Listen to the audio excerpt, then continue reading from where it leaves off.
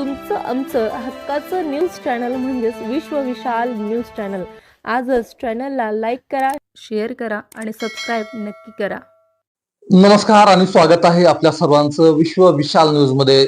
मी विशाल जगदाळे. खरं तर आपण विश्व विशाल न्यूजच्या माध्यमातून वेगवेगळ्या व्यक्तिमत्वांना भेटत असतो, त्यांचा जीवनपट उलगडण्याचा प्रयत्न करत असतो, त्यांच्याशी संवाद साधत असतो, गप्पा मारत असतो. आज देखील आपल्याबरोबर असंच एक अष्टपैलू व्यक्तिमत्व आहे आणि त्यांच्याशी आपण आज संवाद साधणार आहोत. खरं तर ते खूप क्षेत्रामध्ये कार्यरत आहेत आणि एवढ्या सगळ्या क्षेत्रामध्ये ते कसे कार्यरत आहेत, कशा पद्धतीने काम करतात आणि खरं तर खूप प्रेरणादायी अशी मुलाखत होणार आहे. तर मुलाखत संपूर्ण बघा आणि सगळ्यात महत्वाचं म्हणजे तुम्ही अजूनही विश्व विशाल न्यूजला सबस्क्राईब केलं नसेल तर सबस्क्राईब करून बेल आयकॉनला क्लिक करा. त्याचबरोबर तुम्ही जर हा व्हिडिओ फेसबुक पेजला पाहत असाल तर विश्व विशाल न्यूजचं फेसबुक पेज देखील नक्की फॉलो करा. तर आज आपण संवाद साधणार आहोत पांडुरंग शंकर घोडके यांच्याशी. सरजी नमस्कार, तुमचं स्वागत आहे विश्व विशाल न्यूज मध्ये. नमस्कार. माझ्याकडून पण लाख लाख तुम्हाला धन्यवाद. तुम्ही आमच्या ऑफिस साठी खास आलात आणि एक कुठला तरी एक विषय घेऊन किंवा आपण एक चर्चा केली पाहिजे आणि वेगवेगळ्या विषयावर चर्चा करतच आपण एक मुलाखत स्वरूपात आपण पुढे जाऊयात. या दृष्टीने मला आनंद वाटला. आपण सुरू करूयात. नक्कीच. सर, मला सुरुवातीला प्रश्न असा विचारावासा वाटतो की तुमचं नाव पांडुरंग, तर या नावाविषयी काय सांगाल तुम्ही? इथूनच आपण सुरुवात करूयात की पांडुरंग या नावाविषयी आम्हाला नक्कीच जाणून घ्यायला आवडेल. नाही, खरं तर आमच्या घरामध्ये सगळे देवाधर्मांना आणि संस्कृतीला मानणारे सगळे लोक आहेत आणि आमची महालक्ष्मी जी आहे ते आमचं दैवत आहे असं आमचे वाडवडील सांगायचे. आणि म्हणून घरामधली सगळी जी नावं आहेत एक वारसा परंपरेचा किंवा संस्कृतीचा, म्हणून खरं तर मग माझं नाव पांडुरंग ठेवलेलं शेवटचा मी आमच्या घरामध्ये. पण माझं नाव ठेवण्यामागचा दुसरा एक इतिहास असा आहे. माझ्या जन्माच्या वेळेस पांडू हवालदार नावाचा एक चित्रपट दादा कोंडकेंचा आलेला होता आणि ग्रामीण भागामध्ये गावागावात तो चित्रपट दारूबंदीच्या खात्यामार्फत दाखवला जायचा. कदाचित मी तो 1-1.5 वर्षाचा असेल किंवा 6 महिन्याचा असेल, मला काही माहिती नाही. माझी जी एक मोठी बहीण होती तिनं हवालदार म्हणून माझं नाव सुरुवात केली होती. आणि हवालदार नाव काही व्यवस्थित नसतं आणि म्हणून मामांना वाटलं की हवालदार नाव असतं का, तर आपण हवालदार ऐवजी पांडुरंग करू. पण तुम्हाला पांडू हवालदार म्हणून असं पण कधी काय म्हणण्यात येत होतं का? काळात लहानपणी माझे ते कानावर पडायचं की हे मला पांडू पण म्हणतात आणि हवालदार पण म्हणतात. पण ज्यावेळेस शाळेमध्ये मला त्यांनी घातलं त्यावेळेस मग ते पांडूचं पांडुरंग केलं आणि मग पांडुरंग शंकर असं घोडके असं ती सुरुवात झाली. बरोबर आहे. खर तर पांडुरंग या नावाचा इतिहास किंवा एक तुमची जी परंपरा चालू आलेली आहे किंवा प्रत्येकाचं काहीतरी नाव देवाचं असावं अशा पद्धतीनं तुमचं नाव पांडुरंग हे ठेवण्यात आलं. तर मला दुसरा प्रश्न असा विचारावासा वाटतो की तुमच्या वडिलाचं नाव शंकर. तर सगळ्यात महत्वाची गोष्ट ही आम्हाला जाणून घ्यायला आवडेल की शंकर म्हणजे तुमचे वडील यांचं व्यक्तिमत्व कसं होतं या संदर्भात देखील आम्हाला नक्कीच जाणून घ्यायला आवडेल. आता शंकर या व्यक्तिमत्वाबद्दल मला काय कुठला आडपडदा ठेवायचा नाही खरं, पण मुळातच माझे वडील जे होते शंकर दादा नावानं गेल्या 45-50 वर्षापूर्वी खूप मोठा एक लीडर कसा असतो, एक समाजाचा उपेक्षिताचा बहुजनांचा नायक जसा असतो तसं ते व्यक्तिमत्व. म्हणजे शंकर दादांचे खूप मोठी एक टोळी होती, आपण टोळी म्हणूयात. धनदांडग्यांना आणि ज्यांच्याकडे पैसे आहेत अशा सावकारांना ते लुटायचे. काय बोलतो? आणि ते लुटलेलं जे काय सोनं नाणं जे काय असेल ते गोरगरीब समाजाला ते म्हणजे वाटायचे आणि जे आणलेलं बाहेरून आहे ते बाहेरच द्यायचे. इव्हन माझ्या आईला ते दागिना आणि आमच्या घरात कुठल्याही आमच्या बहीण भावाला जो काही माल आणलेला चोरून लुटून तो माल कधीच आमच्या घरात कुणालाच त्यांनी दागिनाही आमच्या घरात कुणाला घातला नाही. एक जसं फकीराचं व्यक्तिमत्व असतं, जसं एक नायक असतो तसं ते व्यक्तिमत्व 50 वर्षापूर्वीचा जर तुम्ही इतिहास काढला, धाराशिव आणि लातूर एकत्र होते. आणि खरं तर मग आमचं मूळ गाव शिवूर, आलमला शिवूर वगैरे आहे ना, लातूर औषधामध्ये आमचं मूळचं गाव. पण मी सुदैवानं इकडे मामाने मला शाळेला आणलं. बरोबर. आम्ही ऐकत होतो किंवा आम्हाला थोडीशी माहिती मिळालेली आहे किंवा त्यांची त्या काळामध्ये खूप मोठी दहशत होती आणि त्या संदर्भात पण खूप चर्चा ऐकलेल्या आहेत आणि ते थोडस आम्हाला नक्की जाणून घ्यायला आवडेल. हा नाही, दहशत जी होती ना ती जे काही त्यावेळेस ते सावकार किंवा जे काही गुंडागर्दी करणारे लोक किंवा राजकारणातले लोक होते ना त्यांना होती. कारण हे काय करायचे की म्हणजे असा धाक होता त्यांचा की ते समोरचा चर्र करायचा. मग ते दादांच्या सोबत खूप म्हणजे असे त्यांचे सवंगडे भरपूर होते. म्हणजे शिरपादादा असतील आमचे कसबे, आमचे संतराम क्षीरसागर असतील, त्यानंतर आमचे तात्या असतील किंवा आमचे धानोऱ्याचे हे जे काय आमचे काका वगैरे म्हणजे मामा, हा सगळा ग्रुपच होता तो. आणि त्याच्यातून हे व्यक्तिमत्व घडलेलं. त्याची एक दहशत धनदांडग्यांना होती. पण त्याच्यामुळे गोरगरीब खूप चांगल्या पद्धतीनं म्हणजे सावरून निघाले आणि त्यांना तो काय जो वारसा होता खाण्यापिण्याचा सगळं काही तो मिळत गेला.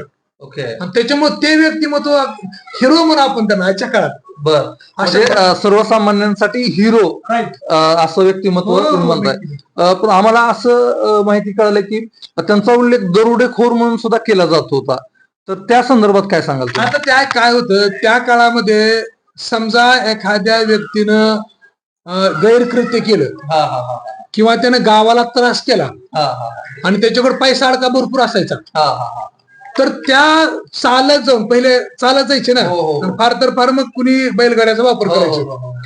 तर त्यावेळेस त्या व्यक्तीला 8 दिवसापूर्वी जाऊन सांगायची ही टीम तू लय चुकलेला आहेस, गोरगरीबाला लुबाडलंस, गावातलं वातावरण ढवळलंस तू आणि त्याच्यामुळे तुझ्या घरावर आम्ही डाका टाळणार. आणि मग ते जे काही आपण म्हणू ना बँड बाजा लावून केलं ते टेंबे वगैरे लावून त्याला ते चॅलेंज देऊन त्याचे ते घरी जायचे लुटायचे त्याचं सगळं घर लुटायचे. पण एवढं करत असताना जी नैतिकता होती ना एकाही माई माऊलीला त्या काळात वाईट नजरेनं कुणीही बघितलं नाही आणि कोणाला स्पर्श सुद्धा केला नाही. एवढी नैतिकता त्यांच्यामध्ये होती. आणि त्याच्यामध्ये दरोडेखोर किंवा चोऱ्या करणारी लुटमार करणारी जात म्हणून त्यांच्यावर तो एक धब्बा होता. खर तर तो धब्बा सर्वसामान्यामधून नव्हता. ज्यांचं काही लुटलंय ते म्हणायचे अरे हा दरोडेखोर आहे, अरे हा चोर आहे, अशी ती एक त्यांच्या बद्दलची भावना होती, बाकी काय नाही. त्यांच्या बरोबर त्या संदर्भात काय चर्चा होते का आणि ते काय सांगतात? आता म्हणजे ते आम्ही दोन्ही हातात 2 पुती उचलायचो असे सांगतात ते. एखाद्या जर शेंगावरती एखाद्या हे टाकायचं झाला तर ते शेंगाची शेंगा त्यावेळेस शेंगाला पिकायच्या ना शेंगदाण्याच्या तर ते गाड्या कशा भरतात लोक तसे हेच लोक 2-2, 3-3 पोते घेऊन यायचे असं सांगतात ते. कारण एकाही सावकारानं किंवा त्या तिथल्या पाटलानं किंवा त्या जो कोणी पैसेवाला आहे त्यानं थोडाही काही अन्याय केला किंवा त्यानं थोडंही कुठल्या गोष्टीचं काही ऐकलं नाही त्याला काय बोलत नव्हते, हे मारत नव्हते, कुणाचा खून करत नव्हते, फक्त त्याचं सगळं लुटून आणायचं आणि गरीबाला वाटायचं. अशा पद्धतीने खरं तर प्रवास तुम्ही सांगितलं. खरं तर खूप म्हणजे अंगावर काटे येण्यासारखा खरं तर हा प्रवास आहे. आता मला दुसरा असं विचारावं असं वाटतं की तुम्ही म्हणजे वडील ज्या पद्धतीने वागत होते तर तुमच्यावरती त्यांचा प्रभाव कितपत झाला किंवा तुमच्यावरती त्यांचा प्रभाव न होता तुम्ही आज ह्या क्षेत्रामध्ये म्हणजे आपण पुढे बोलूयाच त्या क्षेत्रासंदर्भामध्ये तर ते पण आम्हाला जाणून घ्यायला आवडेल. आता तुम्हाला सांगू विशालजी, मुळातच त्यांचा माझ्यावर प्रभाव म्हणण्यापेक्षा मला अशी बोचणी होती की चोराचं पोरग आहे, दरोडे टाकणाऱ्याचं पोरग आहे, हे काय करणार आहे, ह्याचं काय अस्तित्व आहे, म्हणजे ह्याचा बापच असा होता, ही काय म्हणणार आहे. मग हे हॅमरिंग झालं होतं डोकं माझं लहानपणापासून. मला चांगलं आठवतं एक 4थी 5वी पर्यंत बघा मला हे 100% माझ्या कानावरती घुमत होतं आणि लोक असे नावं ठेवायचे मला, चोराचं पोरग, दरोडेखोराचं पोरग, हे काय करणार आहे, हे असलंच फालतू बनणार, हे असंच काहीतरी चोऱ्या करणार. पण ती आमची आई काय सांगायची, बघ तुझ्या दादाने केलंय ते लोकांसाठीच केलंय, आज आमच्या अंगावर फुटकामणी नाही, लोकांचं काय ऐकू नको, तुला शाळा शिकायची, तुला पुढे जायचंय, तू तुझं अस्तित्व निर्माण कसं करायचं बघ. आपण आड्या नाहीत, आपलं शिक्षण नाही, आपल्याला कुणी आधार नाही, आपल्याला कुणी सपोर्टला नाही किंवा कुणीतरी वरदहस्त करणारा नाही, तू शिकत राहा, मी तुला काही करून शिकवेन. बरोबर. आणि म्हणून मग आईच्या त्या प्रेरणादायी त्यावेळेसच्या वाक्यानं मग मी बायकांसोबत खुरपायला जायचं, दसकडे यायला जायचो, गतडे टाकायचो. मी 3 रुपये रोजगारावर बायकासोबत खुरपायला गेले. सारोळ्यात आम्ही राहायचो, तर आमच्याकडे 3 रुपये रोजगार होता. त्यावेळेस 4 आणे चालायचे. 4 आणे जरी आम्हाला जास्त दिले तर काजव्याला आम्ही 4 किलोमीटर 4 आणण्यासाठी जायचो. म्हणजे इथपर्यंत मी 8-9 वर्षाचा असतानापासून बायकासोबत काम करतो. नुसतं कामच नाही तर त्यावेळेस हायब्रिड पिकायचं, तर ते हायब्रिड सुद्धा खोडायला जायचो आम्ही. म्हणजे जर 3 धोती एका शेतकऱ्यानं हायब्रिड खुल्यानंतर एखाद्या बाईला दिल्या तर मी तसल्या परिस्थितीत सुद्धा पोती व्हायचो आणि मला 4 धोती मिळायच्या. म्हणजे पुलाचे काम असतील तुमच्यात, आमच्याकडे चुनखडी नावाचा एक पूल आहे, तर त्याच्या चुनखडीच्या पुलात आम्ही सिमेंट कालवायला, दगड उचलायला, गटाडे टाकायला 28 रुपयाचं त्यावेळेस काम मी केलेलं आहे. म्हणजे त्यावेळेस 6वीला होतो मी. 28 रुपयाचं त्यावेळेस गड्याला हजेरी 14 रुपये होती. विचार करा, हे सगळी कामं करत आलो मी. मात्र शिक्षणाची जी काही समोर प्रेरणा होती आईची किंवा घरातल्या भावाची, बहिणीची, तर ती घेत गेलो. तुम्हाला विशेष वाटेल विशाल, आमच्या खानदानात माझ्याशिवाय आजही तेवढं शिक्षण कुणाचं नाही.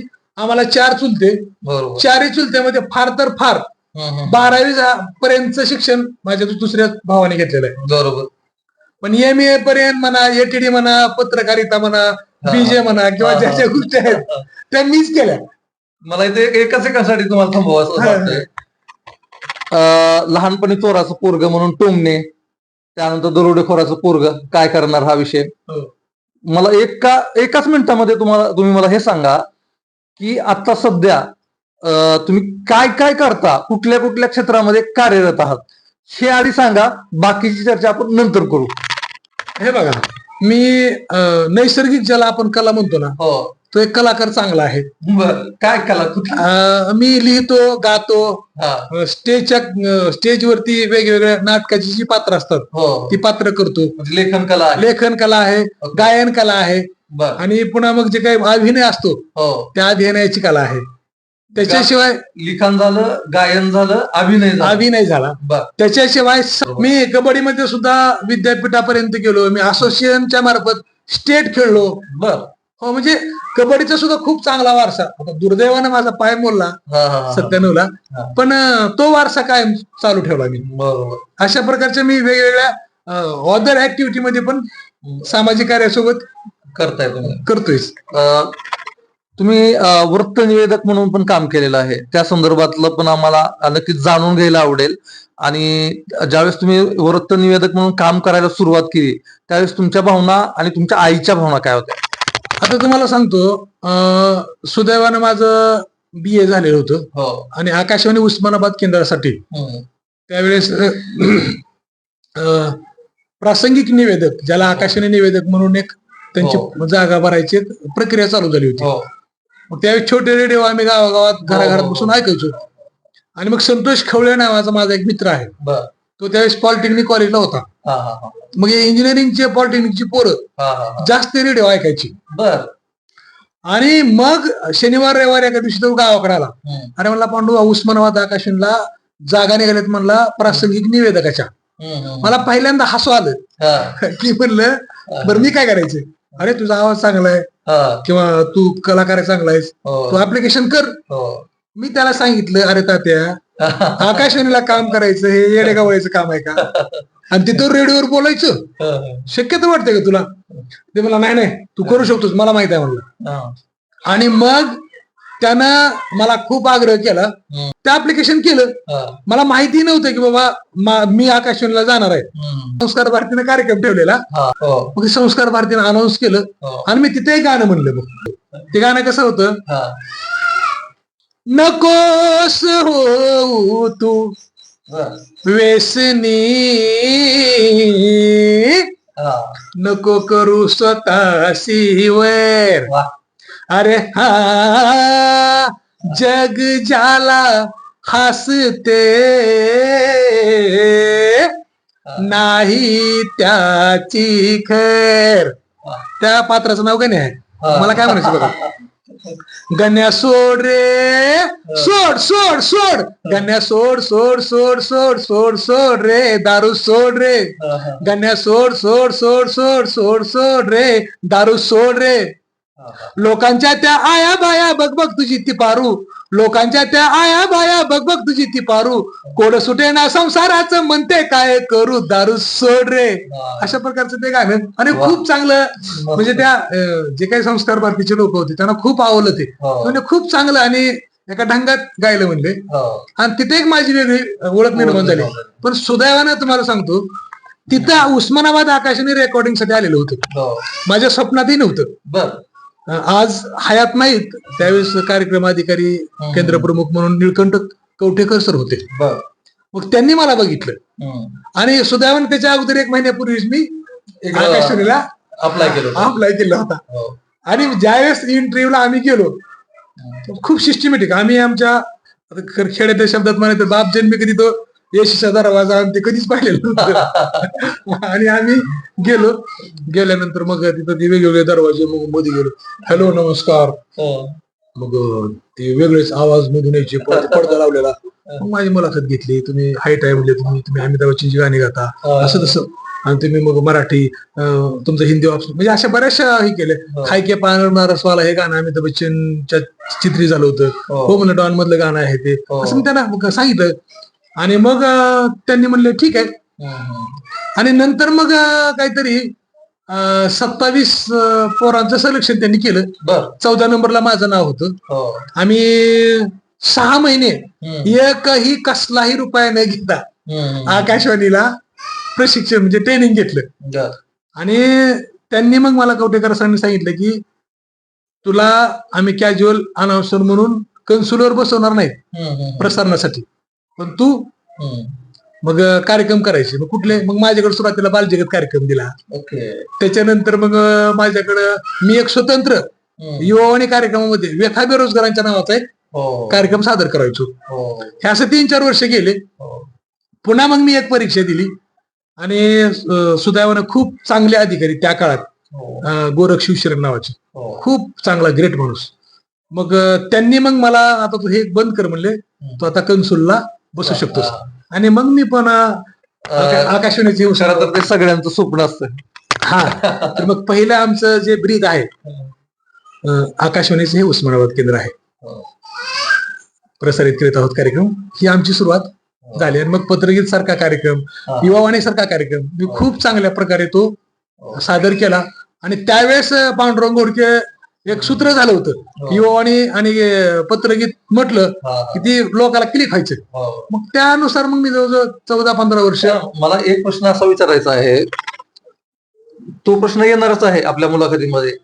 दरोडेखोर आणि चोराचा मुलगा ज्यावेळेस आकाशवाणीला वृत्तनिवेदक म्हणून जॉईन झाले, त्यावेळेस आईंच्या भावना आणि समाजाच्या भावना काय होत्या? एकतर समाजाला माहितीच नव्हतं की माझे वडील कोण आहेत. ओके, बरं. हे कुणाला माहिती होतं? जे माझे नातेवाईक आहेत, जो समाज आहे. आता विशाल जगदाळेंना काय माहित माझे वडील काय करतात? मग अशी एक ओळख होती. पण त्या टॉर्चरमुळेच मी जास्त म्हणजे तयार झालो. ते जे काही बाळकडून मला मिळालं की लोक असे बोलतात, मी केलं पाहिजे काहीतरी, मला काहीतरी करायचंय, मला तो दाग पुसून टाकायचंय. म्हणून मग मी त्या प्रेरणेने उठलो. आणि आईचा खूप सपोर्ट, म्हणजे एवढा सपोर्ट की कल्पनेच्या बाहेर. काय आता आज 86 वर्ष वय आहे आईचं आणि कसलंही शिक्षण नाही, पण तरीही तेवढी पॉझिटिव्ह असते ती. हा, मग तिच्या त्या उमेदीनं तिच्या प्रेरणेने मला खरं तर पुढे आणलं. कॉलेजला सुद्धा माहित नव्हतं. मी ज्यावेळेस माझ्या मित्र-मैत्रिणीला सांगायचो का आम्ही आमचं कोपटाचं घर आहे, नंतर आम्हाला 2001ला पत्रे मिळाले पंचायत समितीकडून आणि मी त्यात राहतो, एवढं मोठं गळते, ओल लागायची, ओल लागल्यानंतर आम्ही ते राख टाकायचो, त्या फळ्यावर बसायचो, झोपायचो, चिमणीला अभ्यास करायचो. विश्वास करत नव्हते, कारण माझी पर्सनॅलिटी बघितली की आमच्या सगळ्याच मैत्रिणी, अगदी आमची माधुरी कुलकर्णी, उमेश सरकरची मिसेस, आमची गीता डगीकर असो किंवा ह्या ज्या काय आमच्या सगळ्या कॉलेजच्या मैत्रिणी होत्या, गपरे तू खोटं बोलतोस म्हणायचे. मग मी म्हणायचं मी खोटं का बोलू, जे आहे ती वास्तव आहे. मग त्यावेळेस खरा पांडुरंग घोडके माझ्या खऱ्या मित्रांना कळला आणि त्यावेळेस त्यांची माझ्याविषयी एवढी आस्था आणि प्रेम वाढलं. अरे नाही म्हणले, हा वेगळाच पोरगा आहे. हा खोट छक्के पंजे किंवा असलं काहीच लपवत नाही म्हणले. बरोबर. आणि त्याच्यातून मग मला समजा आता मी ज्याच्यातून मला नावं घेतली हो. ते सांगायला अरे नाही तो पोरग वेगळा बरं का, बरोबर. त्या अजिबात अशा इतर गोष्टीमध्ये नसतं. हा, हा. आणि अशातून मग माझी चांगली ओळख निर्माण होते. समाजानेच केली, माझ्या चांगल्या मित्रांनी केली. बरोबर. इव्हन माझ्या गावातले एवढे ग्रेट मित्र आहेत. माझा धनंजय कोल्हे असेल गोव्याचा, माझ्या गावातला जयंत दाखले असेल, हो. किंवा असे काही मित्र, म्हणजे मित्र सगळे चांगले. हो. पण हे ग्रेट ह्याच्यासाठी की रात्री बेरात्री मला कुठली काही अडचण आली की ते धावत येणारे मित्र असे काही. आणि सगळेच मित्र, इव्हन माझ्या वर्गातले मित्र हो. खूप, म्हणजे असं हायस्कूल पर्यंतचा माझा प्रवास, तिथून कॉलेज पर्यंतचा प्रवास. हो. मी कॉलेजला पहिलं गाणं गायलं होतं. बर. काजऱ्याला हे होतं ना, शिबिर होतं, हो. तर त्याच्यामध्ये गाणं गायलं होतं मी, याद तेरी आएगी मुझको बडा सताएगी. जो एक चांगला प्रेमाचा ओलावा असतो. हो. अशा खूप चांगल्या मित्रमैत्रिणी माझ्या, ओके. आणि त्या सगळ्यांची मला आजही आठवण येते. विशेष म्हणजे जे लोक आहेत ना ते इथं मला भेटतात, बोलतात. हो. म्हणजे सगळेच मित्र. आणि सिनियर ज्युनियर, आता आमचा संतोष जगदाळे हो. दारूबंदी खात्याचा अधिकारी आहे. हो. आमचा प्राध्यापक उमेश सलगर, आजही त्यांचं माझं, आमचं संतोष लेणेकर, हो. आमचं चंद्रजीत जाधव आहे, पप्पू मोहिते आहे, अशी किती नाव, आमचा विष्णू चौरे आहे, आमचा धीरज कोल्हे आहे, ही आमची कबड्डी मधली सगळे खेळाडू. त्याच्यासोबत संगीता जाधव आहे, सुवर्णा सराफ आहे. अशा बऱ्याचशा मैत्रिणी मित्र की जे आम्ही आता ग्रुपला, जो कल्चरचा ग्रुप असतो ना, आमचे गवळी सर, आमचे गुरु, आमचे काकासाहेब शिंदे, कबड्डी मधले गुरु, हे ग्रेट माणसं. म्हणजे मला लाभलेली ही अप्रतिम आणि ग्रेट माणसं म्हणे. म्हणजे चुकून एखाद्याचं नाव राहिलं असेल, पण ही मित्रमैत्रिणी आमच्या खूप चांगल्या. म्हणजे ह्याच्यातून मी चांगला घडलो असं म्हणायला हरकत नाही. नक्कीच. खरं तर तुम्ही सगळ्या गोष्टी पॉझिटिव्ह घेत गेलात, नक्की. सकारात्मक घेत गेलात, आणि त्यातनं तुमचं व्यक्तिमत्व घडलेलं आहे. मला आता हा प्रश्न विचारायचा आहे की आता ह्या स्टेजला तुम्ही काय करता? सामाजिक कार्याच्या माध्यमातून म्हणजे मला भरपूर लोकांनी सहकार्य केलं. त्या सहकार्यामध्ये पहिलं नाव आमचे सुरेश विठ्ठलराव देवगिरे यांचं येतं. कारण त्यांनी एक सपोर्टिव्ह, सुरुवातीचा जो काळ होता त्याला खूप चांगला सपोर्ट केला. आणि मग मला चांगलं डेव्हलप करता आलं माझं काम. आणि मग ते सगळं काम संस्थेच्या माध्यमातून सुरू झालं माझं. युवकांचे वेगवेगळे ट्रेनिंग घेणं, व्यायामशाळेच्या माध्यमातून युवकांना प्रेरणा देणं, त्यांना खेळाचं महत्व सांगणं, हे करत करत मग सामाजिक कामाची माझ्या सुरुवात झाली. 2008-9 ला समाज कल्याण बोर्डाचा कार्यक्रम आला होता.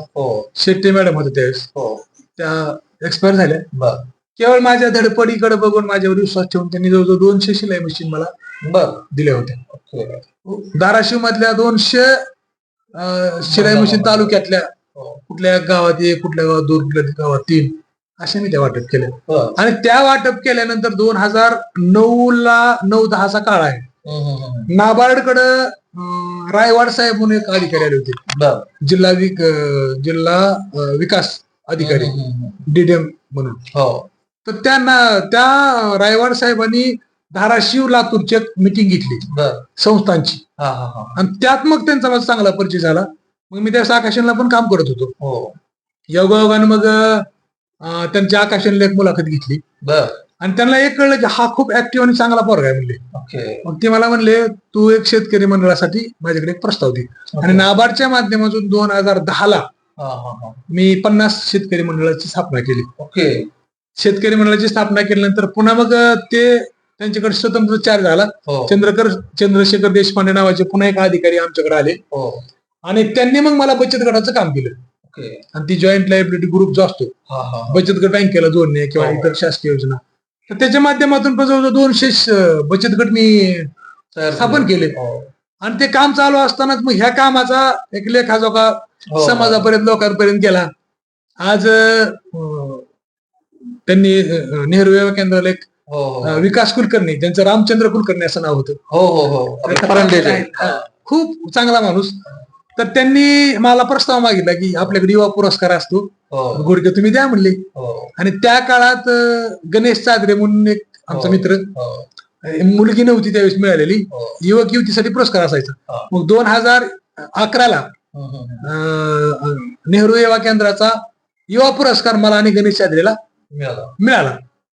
आणि हे सगळं काम चालू असतानाच 2012 ला सह्याद्री जी वाहिनी आहे बर आपली, हा हा त्याच्यावर युवकांचा प्रतिनिधी म्हणून मला 1 मिनिटाचं बोलायची संधी मिळाली. बर आणि मग हे सगळं काम चालू असताना मग इकडे शेतकऱ्यांचं काम चालू झालं, इकडे महिलांमध्ये काम चालू बचत झालं, गटाचं काम चालू बचत आहे. गटाचं काम चालू झालं. 2013-14 या काळात मी जिल्हा उद्योग केंद्र हो MCED ला फॅकल्टी म्हणून काम केलं. ओके हो, त्यावेळेस आमचे पांडुरंग मोरे पण त्यावेळेस तिथं होते. हो हो एक चांगला सूर्यवंशी साहेब नावाचे खूप चांगला माणूस हो. एक्सपायर झाला त्या काळात. हो. आणि मग हे चालू असतानाच 14, 15, 16 ओके हा एवढा विचित्र काळ होता आपला. ओके भरपूर दुष्काळ होता, कसलाही पाऊस नव्हता हो 3-3.5 वर्ष. हो. त्यावेळेस आपले प्रशांत नारनवरे साहेब कलेक्टर होते. जिल्हाधिकारी हा, तर मग त्यांच्या माध्यमातून मी त्यांच्याकडे एक प्रस्ताव दिला. तर त्यांनी मला कला पथकाच्या माध्यमातून जनजागृती, शेतकऱ्यांचं शेतकरी आत्महत्या वाचाव्यात आणि त्यांना उमेद मिळावी या अनुषंगाने मला त्यांनी एक काम दिलं. त्यातल्या त्या तालुक्याला काशीनाथ पाटील नावाचे ग्रेट अधिकारी तहसीलदार होते. बर त्यांनी मग मला ते पूर्ण तुळजापूर तालुका दिला. पुन्हा वेगवेगळे जे तहसीलदार होते हो परांना, म्हणजे प्रत्येक तालुक्यात मी ते जनजागृतीचं काम केलं. हो आणि शेतकऱ्यांना मोटिवेट करायचं काम करत असतानाच पुन्हा एक स्वतः आपले एक आता ही टप्पा संपलाय हो पुन्हा एक छोटी एक चित्रफीत तयार केली, ज्याला आपण शॉर्ट फिल्म म्हणून, हो सूर्योदय नावाची. हो तर ती सूर्योदय नावाची शॉर्ट फिल्म सुद्धा संपूर्ण जिल्ह्यात आम्ही दाखवली. म्हणजे एक 1.5 तासाची शॉर्ट फिल्म आहे. हो. शेतकरी काबाड कष्ट करतो, हो कर्ज कसं होतं, लेकरं शिकायला असतात, हो. घरात वडील आजारी हा, असतात हा, हा. आणि ती सगळं बँकेचा बोजा हो पडतो हो हो आणि त्यातून तो मरायला जातो. तर ते मरायला गेल्यानंतर तुमच्या हे पैशात- केलेलं हा, तर त्याला मोटिवेट करायचं ते हा, काम त्या चित्रपटाच्या माध्यमातून बरोबर केलं. मग तो कार्यक्रम चालू असतानाच मग डिजिटल साक्षरता, हो, त्यावेळेस नुकतीच नोटाबंदी झालेली होती. हो. आणि मग आमच्याकडे त्यावेळेस विनायक कोठारे नावाचे नाबार्डला खूप चांगले अधिकारी आले होते. ओके तर ते विनायक कोठारे सरांनी मला एक डिजिटल साक्षरतेचे कार्यक्रम दिले हो. वाशी आणि तुळजापूरमध्ये. मला एक असा प्रश्न विचारावा असा वाटतो की सध्या आपलं कार्य कुठल्या कुठल्या क्षेत्रामध्ये चालू आहे हे थोडस आम्हाला सांगितलं बरोबर. आता खरं तर माझी सामाजिक संस्था म्हणून ओळख आमची जी फार्म संस्था आहे पुण्याची, हो त्याच्या माध्यमातून जास्त झाली. कारण डिजिटल सखी सारखा प्रकल्प त्यांनी मला विश्वास टाकून दिला. हो खूप चांगला प्रकल्प होता तो. हो डिजिटल साक्षरता करणे, ऑनलाईन व्यवहार करणे, हो. फोन पे, गुगल पे ची माहिती देणं, असा तो कार्यक्रम होता. त्यातून महिला पण चांगल्या सक्षम झाल्या. ओके. तो कार्यक्रम संपतो न संपतो हो तर लगेच उषा शिलाईचा एक मला त्यांनी कार्यक्रम दिला. ओके त्यानंतर कोरोनाच्या काळात मुलींच्या शिक्षणावरती हो खूप चांगलं काम केलं. म्हणजे माझ्या मुलीच्या आवाजात हो. आम्ही एक रोज प्रेरणादायी स्टोरी तयार करायचो, बर मराठी, हिंदी, इंग्लिश मधून. ओके त्याच्या माध्यमातून ते लोक मुलं सारखी ऐकायची. हो मग ते काम चालू होतच. तर त्यासोबतच मी कोरो सोबत एक फेलोशिप केली विधवा परित्यक्त्यांवर. त्याचं एक माझं काम चालू झालं. हो आणि त्याच्याशिवाय तुम्ही म्हणाल तर आताचा जो काय करंटचा विषय आहे, हो वसुंधरा पाणलोटचा सध्या माझ्याकडे कार्यक्रम आहे. तुळजापूर तालुक्यातली 22 गावं आहेत. बर आणि त्याच्याशिवाय फार्मची एक फेलोशिप माझ्याकडे आहे, बर जी मी 5 गावात राबवतो 50 महिलांना घेऊन. बर आज बघा तुम्ही, आरोग्य धोक्यात येते, हो. केमिकलचं प्रमाण वाढलंय, हो लोक सोयाबीन शिवाय दुसरं काही करत नाहीत. हा, हा, हा. तर किमान प्रत्येक गावातल्या 10 महिलांनी, 15 महिलांनी हो 2 गुंठ्यात, 5 गुंठ्यात हो. किमान हो मूग, उडीद, हो. तीळ म्हणा हो. किंवा पिवळी म्हणा, असे काही केलं पाहिजे. आणि आपापल्या आरोग्यासाठी तर त्यांनी ते घरात वापरलं पाहिजे. या अनुषंगाने माझं सध्या काम चालू आहे. आणि खरं तर तुमचं काम जे आहे ते वेगवेगळ्या क्षेत्रामध्ये आहे. सामाजिक कार्य खरं तर तुम्ही खूप मोठ्या प्रमाणामध्ये करताय. मला असं विचारावं वाटतं की या कार्याची दखल तुमची कुणी घेतली का? तुम्हाला आजपर्यंत कुठले पुरस्कार मिळाले, कुणी सन्मानित केलं, याची पण माहिती आम्हाला नक्कीच जाणून घ्यायला आवडेल. नक्की नक्की 2017 स्वच्छता पुरस्कार नेहरू वया केंद्राच्या माध्यमातून आम्हाला मिळाला होता. त्याच्यानंतर 2025 वर्ष माझ्यासाठी एवढं ग्रेट म्हणूयात आपण, हो. एवढं चांगलं म्हणूयात की 1 मे 2025 ला हा जिल्हा क्रीडा कार्यालयाने हा हा हा संस्थेला एक जिल्ह्याचा पुरस्कार दिला, बर माननीय पालकमंत्री आणि माननीय जिल्हाधिकारी साहेब यांच्या हस्ते. हो हो हो त्याच्यानंतर 2च महिन्यामध्ये हो 10 जूनला राज्यस्तरीय पुरस्कार, हा. साहित्यरत्न लोकशाहीर अण्णाभाऊ साठे समाजभूषण पुरस्कार ओके संस्थेला मिळाला. आणि तो पुरस्कार सुद्धा मुख्यमंत्री उपमुख्यमंत्री समाज कल्याण मंत्री यांच्या हस्ते मिळाला. एवढंच काय तर आताच नुकतंच आमचे केशेगाव आणि बाबुळगावचे संत तुकाराम महाराज संस्था असेल किंवा संभव प्रतिष्ठान असेल, दयानंदजी आमचे काळुंके आणि तुकाराम क्षीरसागर यांच्या संस्थेनं पण आमचा खूप मोठा कौतुक आणि गौरव केला. त्यांनी पण आम्हाला जिल्हा स्तरावर समाजसेवा पुरस्कार दिलेला आहे. म्हणजे अशा माध्यमातून पुरस्काराचे तर ते कौतुक झालंच पुरस्काराने, पण त्यातून आम्ही अनेक भरून आलो आणि आता आणखीन आम्हाला काम करायची प्रेरणा मिळाली. हो, नक्की नक्की सर, नक्कीच. खरं तर तुम्ही केलेल्या सामाजिक कार्याची दखल समाज घेतच असतो आणि आणखी तुम्हाला असेच पुरस्कार मिळत राहो. तुमचं सामाजिक कार्य जे आहे ते असंच आणखी खूप मोठ्या प्रमाणामध्ये वाढत राहो. तुम्हाला सगळ्यांचं सहकार्य लाभो आणि तुमच्या हातून खूप चांगल्या पद्धतीनं कार्य घडावं अशा आम्ही शुभेच्छा देतो आणि आपण इथेच थांबूया. तुमचं आमचं हक्काचं न्यूज चॅनल म्हणजेच विश्व विशाल न्यूज चॅनल. आजच चॅनलला लाईक करा, शेअर करा आणि सबस्क्राईब नक्की करा.